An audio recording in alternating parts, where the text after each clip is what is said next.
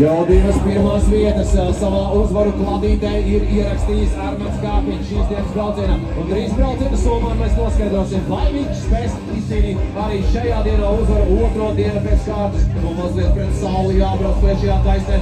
Labi viņi ar to ieglāba. Kāpiņš palielina savu pārsvaru. Pārējo malu mēģina iet garām. Šobrīd arī Mītavietis Smirnovs, bet tas viņam izdodās. Smirnovs tur pazaudē tāla vietas Adamsons medaļas un otrās vietas vairs tikai 4. Šajā braucienā izcīna uzvaru Armāns Kāpiņš, kas ir nepārprotami kļūst par šīs dienas uzvarētāju.